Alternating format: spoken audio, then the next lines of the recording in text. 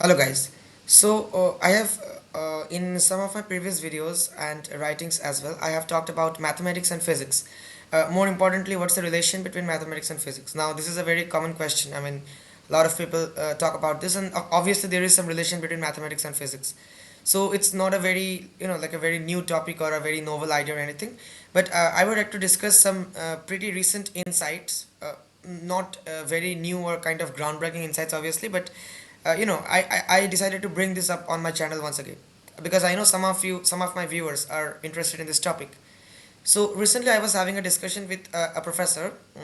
I cannot disclose his identity, but he is currently doing experimental physics, although he has done theoretical physics for most of his life. I mean, now he is pretty old. Like, for most of his career, he has done theoretical physics, like hardcore theoretical modeling, computation, and not only computation played a very minimal part in his research as far as I know. It was mostly like some mathematics and kind of theoretical physics, like abstract kind of stuff.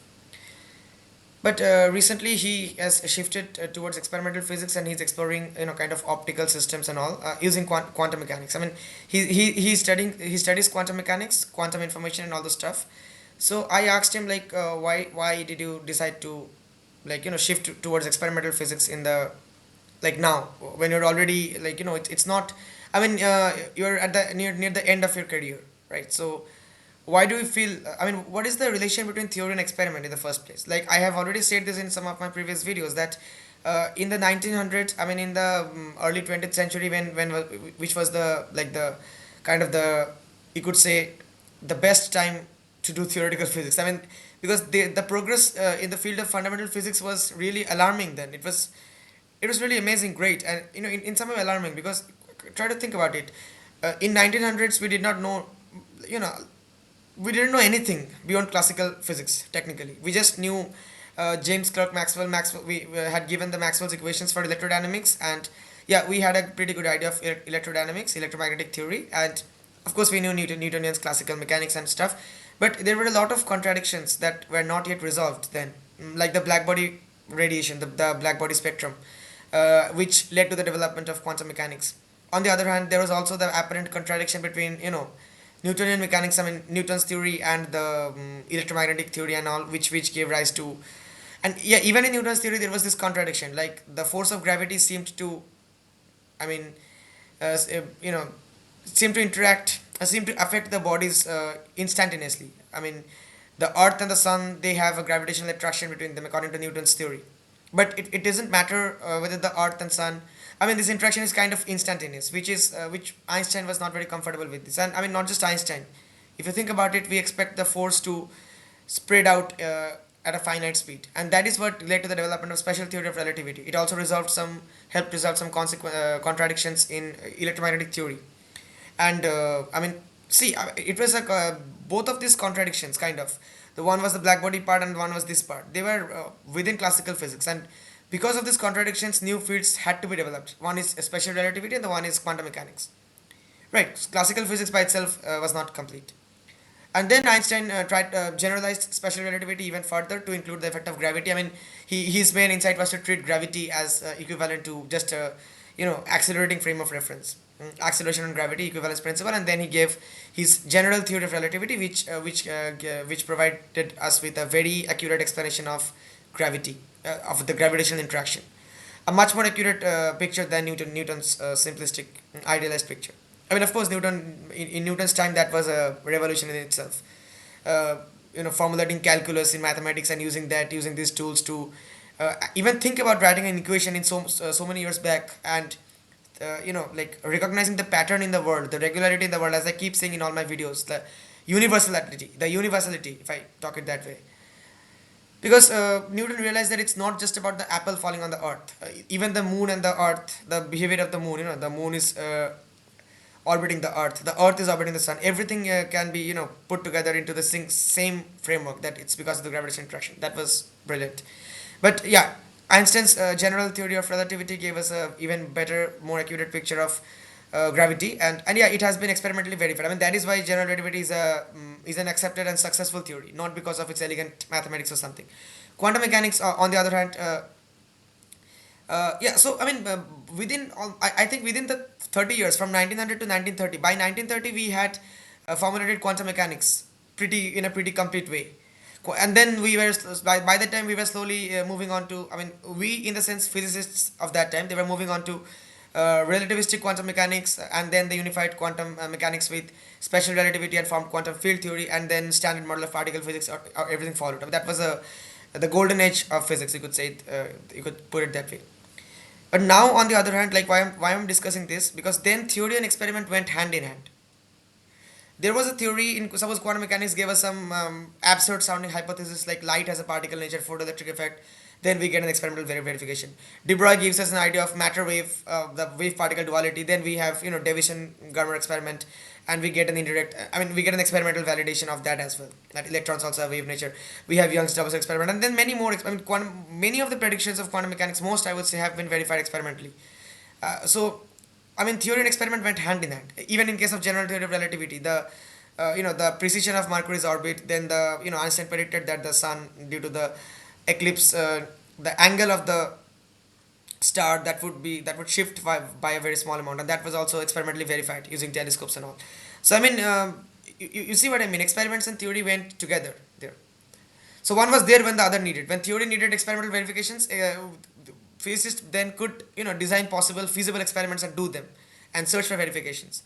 And on the other hand, when so when experiments revealed some absurd contradiction with existing theories, then theory stepped in and some new theory was born, like quantum mechanics, right?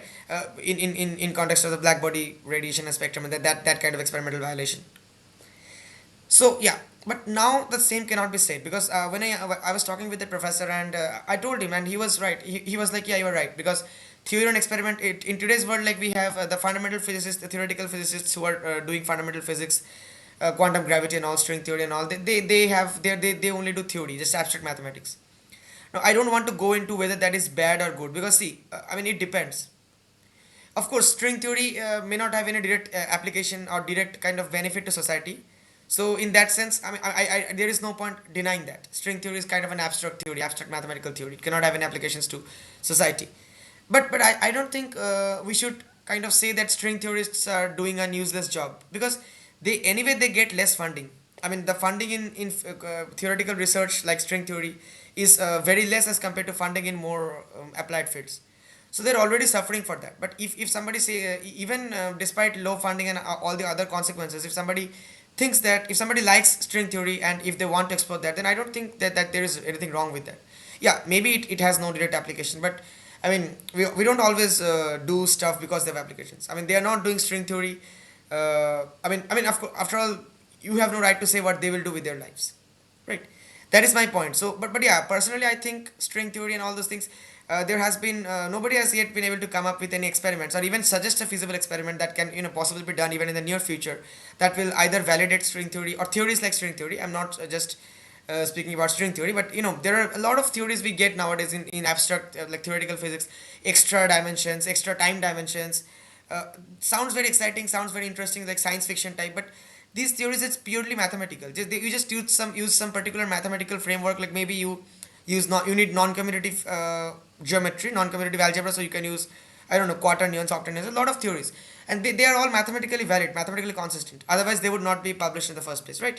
But my point is, and it's good. It's good to explore all these areas, but claiming that, I mean, even if you claim that our universe is actually follows this mathematics, there is an underlying structure of the universe, extra dimensions, extra compactifications, whatever it is. You cannot suggest an experiment, direct experiment, a feasible experiment to validate your findings. So some people will say, what is the point? And they have got a point. I agree, they have got a point. Like, indeed, what is, even if the underlying structure of the universe is follows this particular mathematics, how does it affect me or even the society, or even like any kind of I mean, because you cannot validate that. That is my point. And there has been some people, there has been some experiments, suggested experiments, suggestions about experiments to validate or disprove the theories like this, abstract mathematical theories. But the problem with these experiments are that they are not unique. I mean, if you carry out the experiment and if you get some outcome A, then that outcome can be interpreted in a lot of different ways. I mean, I mean, such experiments usually do not have a specific outcome, do not have an outcome from which you can say with certainty that no, this disproves string theory, or no, this conclusively proves that string theory is right. Not that. So even these experiments are not conclusive in a way, right? So we see this a lot, like even in quantum mechanics, Bell's inequality. So Bell's inequality was formulated by assuming local realism to be true. I mean, they collectively assume that both localism and realism hold true. That basically means that there can be no faster than light interactions. So if there is something going on here, it cannot affect something going on, say, on the other corner of the world instantaneously. It will take time to propagate. The information takes time to propagate. That is localism. And yeah, according to special theory of relativity, that must be true. No information or no particle, nothing can travel faster than the speed of light. Realism, on the other hand, says that before you carry out a measurement, I mean, even before you carry out a measurement, the values which you will get after the measurement, I mean the observables, they have a fixed value. They are not uncertain. I mean, say you are measuring the velocity of a car, of a truck, whatever. So the truck is moving. Say the maximum speed of the truck is 200 kilometers per hour. I don't know if that's a very realistic speed for a truck. Just an example. And the minimum speed is of course 0 kilometers per hour. Speed cannot be negative. So that means even before you measure the speed of the moving truck, you automatically know that I must get a value between 0 and 200 kilometers per hour, and the value of the speed of the truck at that point of time that existed. I mean, even if you did not carry out the measurement at that point in time, that doesn't mean that the truck did not have a speed. You didn't measure it, but the truck always have a speed. At any given point of time, the truck has a speed. If it's stationary, then the speed would be 0, but it has a speed. It's not uncertain. That is what we classically expect, and that is realism. But yeah, in quantum mechanics, to some extent, both these notions of realism and localism are challenged. So what Bell's inequality does is it assumes both of them to be true simultaneously, local realism, and then based on that, I mean based on this assumption, we derive a logical inequality. That is Bell's inequality. And then there is actually a very good experimental methods, like very conclusive, very definite experimental approaches, experimental paths you can follow to test this inequality. I'm not going deep into the experimental portion, maybe because I myself am not very much knowledgeable or very much comfortable. I mean, it's actually just based on logic. So like, say, let's say you have an apparatus where there can be either two possible outcomes, 1 or 0. Could be anything. Say you are passing some light and you have a polarizer, so it will either be polarized, linearly polarized. You could even do it without light. I mean, there are a lot of ways. If you're actually doing the experiment, you have to take into account which is more feasible, which is more economical. But I am just trying to convey to you the concept, the idea. So the exact experimental nitty-gritty details, that are not, those are not relevant to us for at least not for the purpose of this video, right? So yeah, the point is, these experiments, you usually expect something out of these experiments. That if according to Bell's inequality, you expect, let's say you expect this result for this number of times, and you do the experiment for a huge number of trials, and you do a statistical analysis and all. Now if you repeatedly see that Bell's inequality is violated, and that is what we actually saw experimentally. The Nobel Prize in Physics, I think in 2021, I think it was awarded to Alan Aspect and all, who carried out these experiments, these experiments to test Bell's inequality. And these experiments are very common. Like, a lot of people are exploring this. There is something called Leggett-Garg inequality, which is you could say very roughly, it's the time version. I mean, the temporal version of Bell's inequality. I'll get to that in a moment. But yeah, for this video, I mean, for what we were discussing, let me just finish that thread of thought first.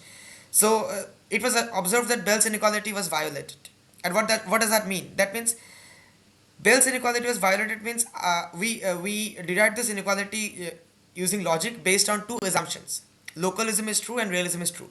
And now we are getting a violation, experimental violation. That means either both are false, both localism and realism are false. But usually we will not jump to this conclusion, because physicists will want to preserve their theories. I mean, in a way, after a certain point, all theoretical physicists are left with choices. They only have choices.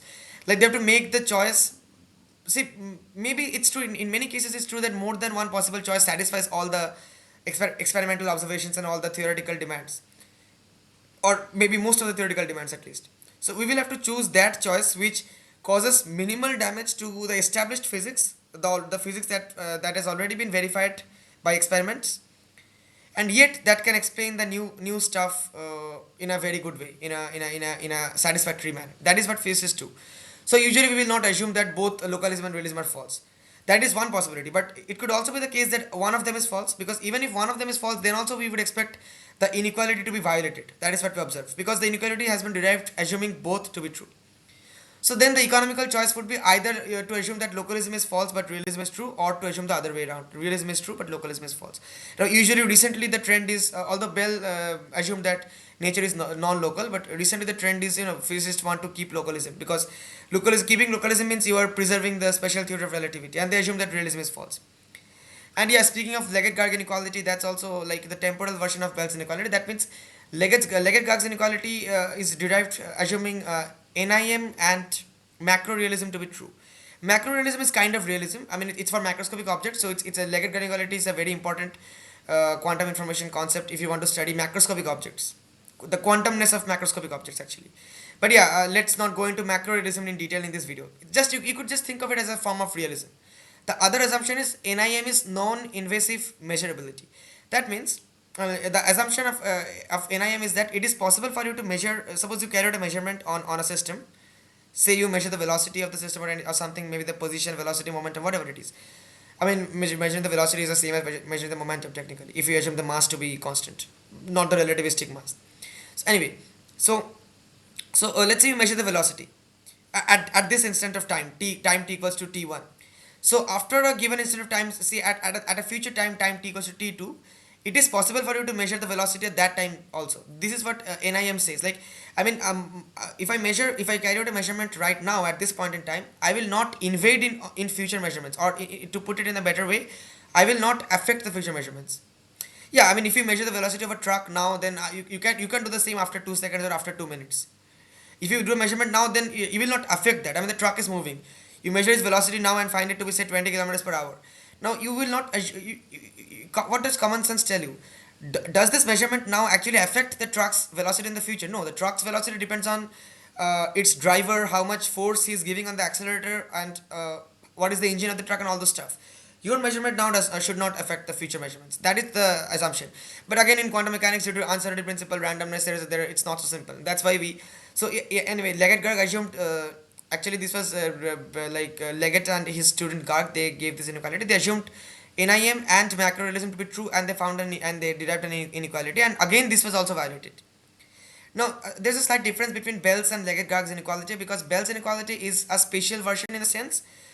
Since there is the concept of localism, that means we consider two particles which are separated in space.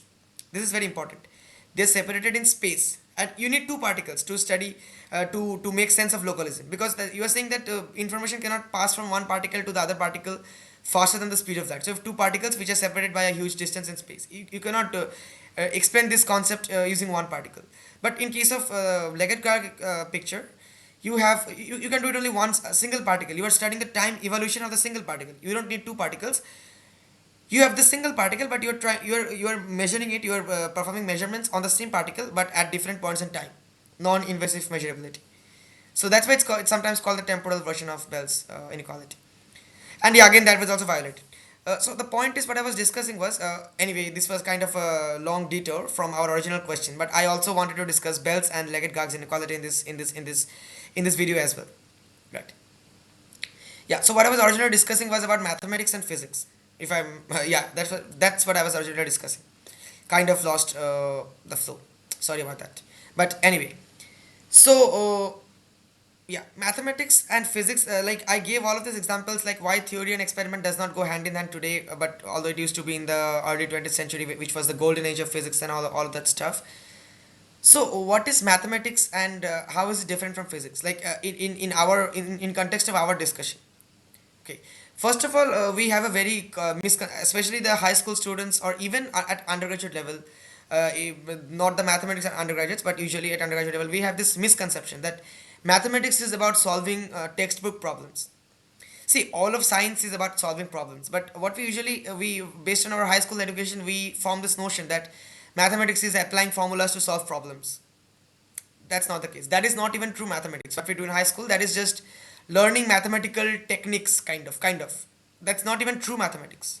In most cases, at least in India, the curriculum at high school level, that's not true mathematics. You get a taste of true mathematics when you once you enter an undergraduate course in mathematics, when you learn all this functional analysis, real analysis, complex analysis, group theory, and then you will see that actually your high school mathematics textbook probably contained more number of equations than your honors mathematics textbooks. Here it's more text, but that doesn't mean mathematics has suddenly turned into literature. Here it's more logical arguments, axiomatic approach. That's what we call axioms in mathematics. Like you have to write it down in words and then have to make sense of it logically, and then you have to formulate it into a mathematical equation, and then you have to make sense of it, and then you have to prove the theorems using, could use a lot of methods, proof by contradiction, proof by induction, but all of this is like a logical flow of arguments. It's not like you are given a formula and you have to use the formula to solve a particular question that has been given to. That is not real mathematics, not higher mathematics at least. But then why do people say, like, if physicists often have this view that mathematics is just a tool we use, and in most cases yes, you are doing some applied physics problems, nonlinear dynamics, mathematical modeling, you use mathematics as a tool. You don't really need to know abstract, hardcore abstract mathematics, the fundamentals. You don't really need them there. In theoretical physics, quantum gravity, you need a knowledge of like very fundamental abstract mathematics, but not in all of physics, not in much of physics actually, I should say, right? So to put it very simply, mathematics, I think, see, physics is about the real world, and that is what this professor also told me. Like I told you, right, that he explored theoretical physics and all these mathematical concepts for most of his career, but now he's shifting to experimental domains. Why? So his argument wasn't that is a very valid argument actually. His argument was, well, look, physics is about studying the physical world, the real world. So if you introduce yourself as a physicist, I mean, if you identify yourself as a physicist, then you have some responsibility to understanding the real world. You cannot just lock yourself up and just do mathematics, abstract mathematics, and quantum gravity and all this stuff. Then you call yourself a mathematician, not a physicist. We cannot expect, or we cannot demand that a mathematician think about the real world, because that is not their job. They are not even saying that we do that. They are not even making that claim. But if you claim to be a physicist, even if you claim to be a theoretical physicist, that's fine. But still, you are a physicist at the end of the day. And physics is about understanding the universe, the real world around us. It's not about mathematics. It's not about just mathematics. I mean, so physics is about physics is like if I put it that way, if you're a physicist, you should talk with the world around you, not only talk with your equations, not only talk with your theorems and axioms and equations and whatever you're seeing in your abstract mathematical model. I mean, even if you do computation, okay, you do computation simulations, but when you're studying very extreme phenomena like early universe or something, you don't even know the initial conditions. You don't even know the initial conditions. So what will you do in your code? You have written the computer code, you have added some randomness, some whatever, and some terms and all. You are doing a simulation and everything, but you don't even know the initial conditions properly. So how are you sure that the results which you're getting out of your computer simulations are accurate in the real world? When we're doing an experiment with some particles, like large hadron collider and all, then the particles are colliding at such high energies, and we get some data and we do the analysis of, and then we try to make some comments about the structure of the nucleus maybe, or whatever. I mean, particle physics and all, even not just particle physics, also in the early universe study we do these kind of things. So recently I was at a conference, and one of the students, I also gave a talk at the conference. Now my talk was on path integrals and quantum. It was kind of path integrals I just introduced because it's not a very well known topic in quantum mechanics, at least at the undergraduate level. Then I moved on to, I kind of discussed a bit about quantum mechanics and statistical mechanics, and possible connections between them. Not a very rigorous manner, but just a short talk kind of. Anyway, there was also one speaker, of a student speaker my age maybe, or yeah, like my level. I mean, not a professor or a faculty. That's what I mean. So he claimed that experiments, building this particle collider facilities and all, a lot of money, billions of dollars are being spent. We can do it all in computation. We don't even need experiments. And I was like, I might sound a bit rude. I might have sounded a bit rude, but I openly challenged him on this point, because I cannot see. I'm not happy with this suggestion. I don't think all those experimental physicists who are spending billions of dollars, they are fools. I don't think that.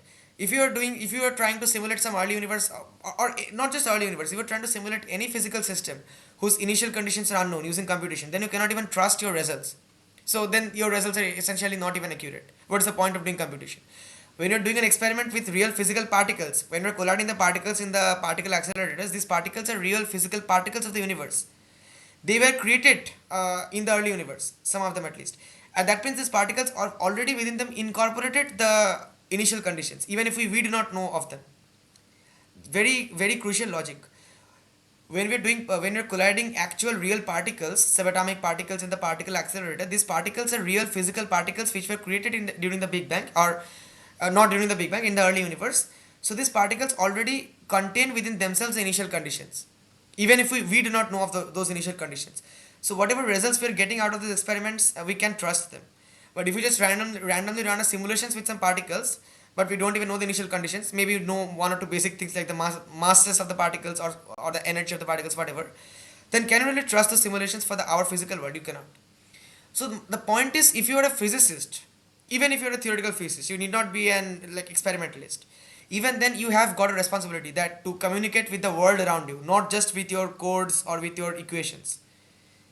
That is why what the professor told me, and that was a very good advice. So I would like to pass it on to you, because this is not my advice. I am myself a student. I just finished my undergraduate in physics, so I'm not an expert, and I am trying to follow this advice. I'm just passing this to you. I am not giving this advice to you because I am in no position to advise you on how to do physics, because I myself am not an official.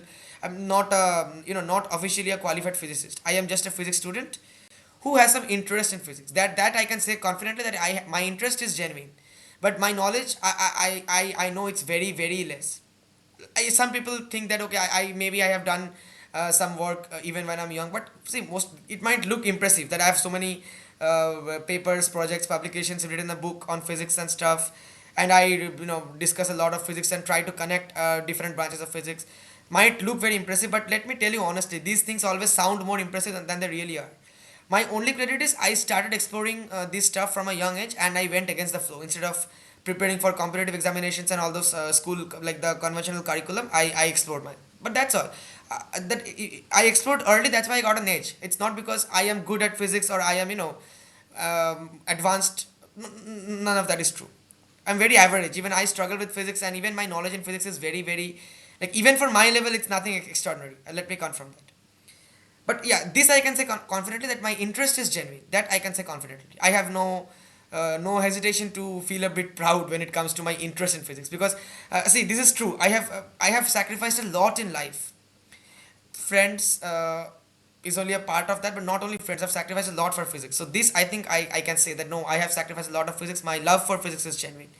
But I will never say that my knowledge in physics is very vast or great. I will never ever make that claim, because I mean that would be like that would be like nonsense. Even qualified physicist, he doesn't know everything. Leave alone me. Anyway, that I'm going in a bit. Let me come back. So this professor told me that even if you aspire to become a theoretical physicist, you should always at least to keep yourself grounded, you should at least get yourself familiar with at least one physical system. Like it could be optical systems, because light matter interaction and all this is a very important area. Or it could be optical systems. It could even be non-linear, like I mean complex systems. Like maybe biological systems would be a bit too complex for our discussion. I mean it could be optical systems. It could be complex systems, like I should say in this way, it could be statistical systems, like ensembles and all. It could be electronic systems. I mean, but at least with one physical system you should grow, like you should be familiar, even if you're a theoretical physicist. At least one, that is the minimum requirement. Otherwise you cannot say that you are a physicist, because physicist means you are required to be in dialogue with the world around you, not only in dialogue with the equations that you're writing, the abstract equations that you're writing. And being an experimentalist is in a way much more difficult. At least that's what I feel. Some people say that I'm comfortable with experiments, but theory I find it to be very detached from the real world, and I'm not very good at theory, so much advanced mathematics and stuff. Many people say this, but I personally find theory. I'm much more comfortable with theory and even computation. But with experiments, like computation is okay with me. Recently, I'm exploring a lot of computational physics projects, but that experiment, like going to a lab and actually doing an experiment, active matter physics, some active matter physics projects require you to do an experiment.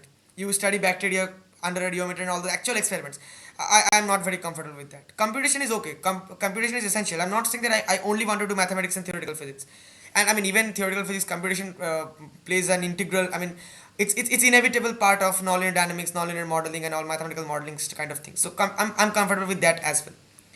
But experiments, I'm not saying experiments are not important. Just my personally, I'm not very comfortable with that. Because see, experiments means theory means you can at least play with the equations as you like. it gets frustrating at times. You're trying to model something, it's not coming. You have to switch the parameters. Maybe let's add a term like this, maybe let's add a term like that. This function is not smooth. You have to do a lot of thinking. It's not like theory is just very easy. But have a lot of freedom because you are just doing a mathematical model. You are not yet applying it to a real physical system. But when you're doing an experiment, you have to, get good values, and it takes a lot of patience. Maybe you have done everything right, but due to some, of course, no experiment is 100% accurate. So you don't get a good result for 10 days, 20 days. That's really frustrating. So experiments need a lot of patience and accuracy. Theoretical physics needs a lot of patience. Yeah, of course, patience. But I would still say it's you get a lot more freedom than experimental physics to think. So yeah, that is what I wanted to say, because getting to keep yourself grounded with the world around you, you should like at least become be you should at least be familiar with at least one class of physical systems. That was his advice to us, to me. And it is very general advice for any physics aspirants, not just to me, not just for me. And yeah, I would like to end this video by saying by an interesting kind of thought of mine, a quote of, you could say it's a quote or something anyway. Doing physics is like talking with the universe.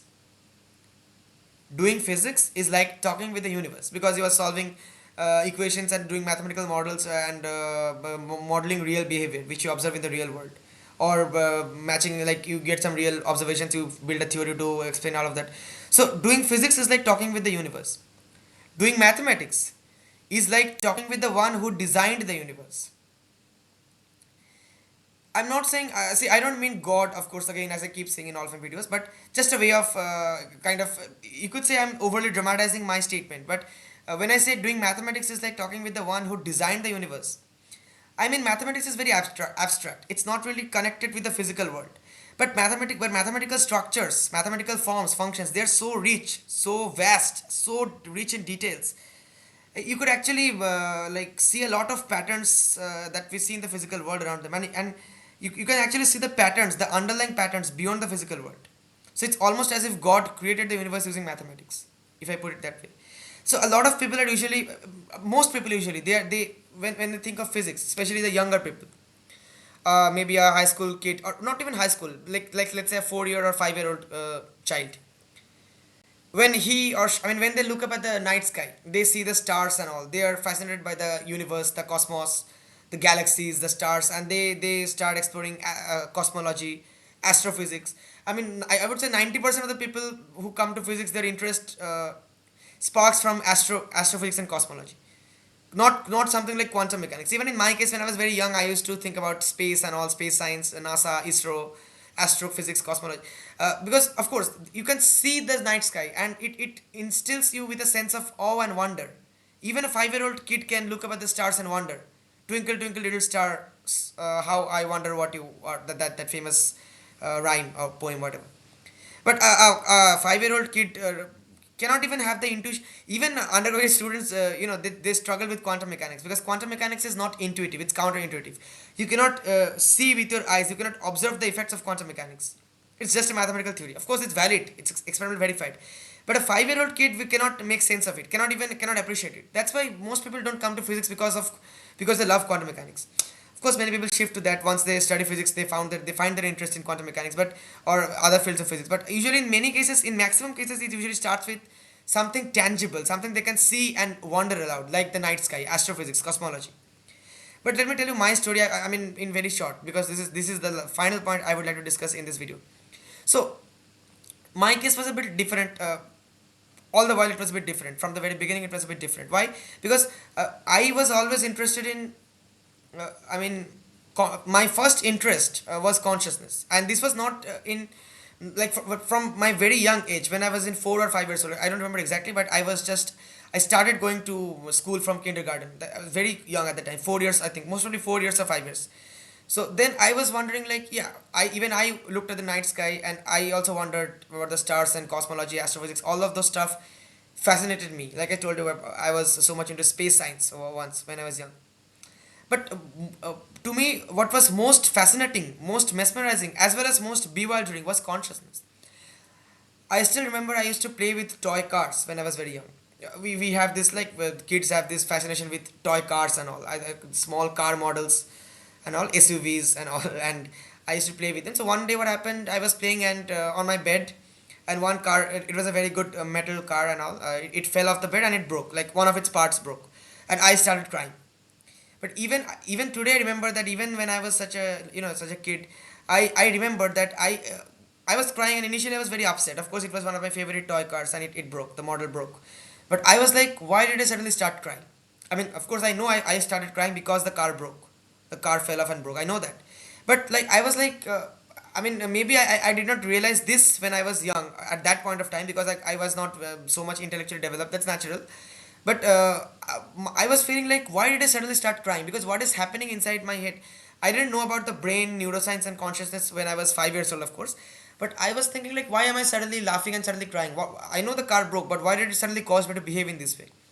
And as I grew up, these kind of questions bothered me more than the night sky. I mean, most people wonder why did the universe come from? We are just floating in empty space. This is this very very thought provoking questions, and even to me also. But for some reason, I was a little more curious about consciousness and this kind of, like, why am I behaving like this? What is there inside my head that is causing me to do all this? Like, what even is this consciousness? This sense of qualia, this sense of existence. This question bewildered me even more than all this cosmology and whatever. And that's why I started exploring consciousness. And then I kind of by an accident or something, but I shifted to physics from consciousness, because I learned about neuroscience. Even neuroscientists use a lot of physics for modeling stuff, and also statistical. I mean, I didn't know about statistical mechanics back then, but the physics of complex systems and all these. I read some layman level text articles, review articles, and some books like popular science books on these topics. And I don't know why it happens, right? Suddenly physics caught my interest, because by that time I was losing interest in biology. Not because biology is not interesting. Biology is very interesting. Even in the future, I plan to work on biological systems from a physics perspective. But the way biology is taught in high school in India, at least in most countries, I think it's not. I mean, many people are bound to lose interest in biology. You have to memorize a lot of scientific names and all that. It's not really not the real beauty of biology, like Darwin's theory, how a biological system interacts. I mean, even at a basic level, these things could be introduced in high school, but no, it was mostly rote learning. That's why I kind of lost my interest in biology. And even though maybe I always had an inward curiosity and inward fascination with consciousness, I thought, okay, maybe because if I had to be a neuroscientist, I had to study biology and go through the conventional competitive path. So I thought, no, maybe let me explore physics. And yeah, once I came to physics, I kind of, yeah, the rest is like many of you know, like right now I'm interested in physics and all. But yeah, so the point is, for me at least, I have always been more interested and more curious, and even I would say more comfortable thinking about abstract stuff than thinking about stuff I can see around me. Because see, consciousness, if you think too much about it, I mean, not many people are really comfortable uh, like thinking about consciousness. I've seen this in people. Like consciousness, okay, we are all conscious. That's very good. We most of us take it for granted. But if I try to discuss about consciousness with people around me, like for a very long time, they usually get a bit shaken or a bit like, oh, this is going too far. Oh my God, oh, consciousness is so deep. Well, let's change the topic of discussion. Or some people even say outright that consciousness is not even science; it's pseudoscience, it's philosophy. Just stop the discussion. I mean, most people are not very comfortable thinking about abstract stuff like consciousness, because it's abstract, because you cannot really, it's not tangible, you cannot see it, you cannot feel it, you cannot observe its effects, because whatever you're thinking, perceiving, you're doing it using consciousness, so you cannot separately observe its effects. That's why it's not a very comfortable topic for many. And even mathematics, like abstract mathematics and all, not the common people or even many scientists, not mathematicians, I mean scientists, they're not comfortable with that. They're usually comfortable with real physical systems that they can see, they can touch, they can experiment on. Astrophysics, like night sky, you can actually see the stars, you can see the moon, you can see the sun. That's what I'm saying. But I have always been, like, let me give a very simple example. This is not directly relevant, but I think you can kind of connect. I was initially very afraid of public speaking when I was in school and all, speaking in front of a huge audience. But in college, I presented a lot of papers, and like delivered a lot of talks beyond college as well. I did a lot of fellowship projects, internships projects, and gave talks there. And yeah, I also do. I've been doing YouTube videos for quite a long time. So if you guys check my oldest videos, like I was such a awful, terrible speaker back then. Now also I'm not a very good speaker. Sometimes I speak too fast, as some of my viewers comment, and that's a very valid concern. Sometimes I do speak fast. It's not possible for, even when I watch my videos, rewatch my videos, kind of becomes difficult for me to understand at times. So sometimes I do speak a bit fast and all. So even today I'm not a very good speaker, but yeah, at least I have improved, that I can say, because now I don't feel very tensed or anything. So the point is, this is actually true. I'm not saying this just for the sake of saying or anything. When I'm on the stage and delivering a talk, I have my slides, or even if I don't have a slides, when I'm delivering a talk, I feel more comfortable than when I'm interacting with the person one to one. I mean, if the person is the few, if the person is somebody I trust, I know, my friend, although I have a very few true friends, but anyway, then it's fine. Then I'm comfortable. But in general, giving a talk in front of a large audience, for me at least, is more comfortable than one-on-one interactions. I have faced this. I have realized this. Why? Because I don't know exactly the exact reason, but I think when I like stand on the stage and give a talk, I don't look at any particular person sitting in the audience at the time of giving the delivering my talk or my presentation. I look, in general, I look at the whole crowd as a whole. I do not focus on any particular person in the audience, and that means it's kind of abstract because I'm not really physically associating myself with a particular person. It's kind of abstract. I just have a group of people. I'm not interested in who they are or any particular member of that group. Understand my point? Just an abstract group of people. I'm just giving my talk. This With this mindset, it actually helps with your nervousness of public speaking, which some people have. But when I'm talking with a person one on one, you cannot ignore. Like, then you have to like focus on that person, and I feel a bit uncomfortable because I don't know if this is true or not. But my some of my friends and even I get the impression sometimes that I am very bad, very poor at processing emotions. I cannot process emotions of other people, also of myself. So that's why you see, I sometimes, what I do, I have also discussed this in some of my previous videos, I shut down my own emotions. That I can do because I cannot process my own emotions. I'm not very comfortable with that. And yeah, I also cannot process the emotions of the people around me, but I do not have the power to shut down their emotions. So sometimes things turn, like I have difficulty maintaining a good stable relationship with humans, as some of you may know, because I have told this in some of my previous videos. Even if you don't know, doesn't matter. But yeah, that's I'm not saying it's always their fault, but it's just my drawbacks. There are one or two, maybe one or two friends I can name, maybe one at this moment, I don't know, but anyway, who, I mean, she actually realized that she realized this part of me, and I have misbehaved with her at many points. I literally realized that it was entirely my fault. But instead of deserting me or kind of fighting with me or arguing, she gave me some time, and she understood my point of view, that no, it's I find it difficult to process emotions, and I need some time on my own, and all, and that's why, like, even today we are, I think this only made our friendship even more strong, because she gave me a chance instead of deserting me. But it was both ways. Usually what happens is, I cannot maintain a good friendship with people over a long period of time. So point is, I find abstract ideas more comfortable than. But that's not the point. The point is, uh, point of this video is physics and mathematics. So yeah, I think I covered almost everything I wanted to say. But it's a very good, very important advice. If you're an aspiring physicist, try to focus on one particular real physical system. Study its constraints, and if you have to do an experiment, what things you need to keep in mind, you need to take care of, which are not, these complications are not there in theory.